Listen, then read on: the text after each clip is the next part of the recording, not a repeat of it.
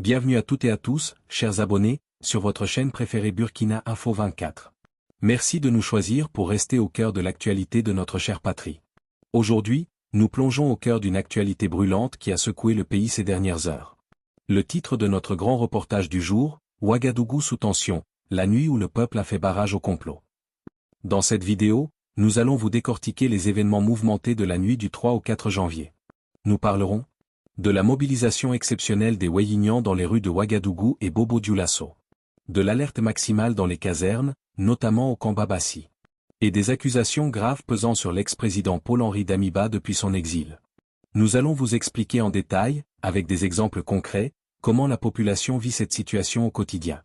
Mais avant d'entrer dans le vif du sujet, si vous appréciez notre travail d'information et de recherche, donnez-nous un petit pouce bleu dès maintenant pour nous encourager. Et si ce n'est pas encore fait, abonnez-vous et activez la cloche de notification pour rester scotché et ne rien manquer des prochaines mises à jour. C'est bon? Vous êtes prêts? Alors, on commence. Ouagadougou où le calme habituel des nuits sahéliennes a laissé place à une électricité palpable. Entre le samedi 3 et le dimanche 4 janvier, le Burkina Faso a retenu son souffle. Alors que les rues de la capitale s'enfonçaient dans l'obscurité, l'alerte a été donnée, une nouvelle tentative de déstabilisation viserait le régime du capitaine Ibrahim Traoré. Entre rumeurs de putsch, déploiement militaire et mobilisation populaire, récit d'une nuit de crise. La veille citoyenne, le bouclier humain des Wéyignans. Tout commence aux alentours de minuit. Sur les réseaux sociaux, notamment les pages Facebook acquises à la cause de la transition, les alertes se multiplient. Le message est clair, sortez massivement pour protéger la patrie. En un temps record, des centaines de Burkinabés, surnommés les Wéyignans, les gardiens de la révolution, investissent les carrefours stratégiques et les ronds-points de Ouagadougou et Bobo-Dioulasso. Sur le terrain, autour de feux de fortune, ces civils s'érigent en sentinelles. Ils contrôlent les véhicules, scrutent les mouvements suspects et affichent leur soutien indéfectible au capitaine Traoré. Pour ces citoyens, il ne s'agit plus seulement de politique, mais d'une question de survie nationale face à ce qu'ils perçoivent comme des mains invisibles cherchant à briser l'élan de souveraineté du pays. 2 casernes en alerte, le spectre de la division militaire. Pendant que la rue gronde, le silence dans les casernes est inquiétant. Plusieurs sources sécuritaires confirment que la situation est extrêmement tendue. Le dimanche matin, le réveil est brutal pour les habitants du quartier sud de la capitale. Devant le camp Babassi, une forteresse stratégique, le dispositif sécuritaire a été considérablement musclé. Des blindés sont positionnés, et des soldats lourdement armés filtrent les accès. Cette tension interne n'est pas nouvelle. Elle rappelle que l'armée burkinabé, bien qu'engagée au front contre le terrorisme, reste traversée par des courants contradictoires. En septembre dernier déjà, plusieurs officiers avaient été arrêtés pour attentat contre la sûreté de l'État. Cette énième alerte suggère que la lutte pour le contrôle du pouvoir se joue aussi bien dans les bureaux de l'état-major que dans les tranchées. 3. L'ombre de Paul-Henri Sandaogo Damiba.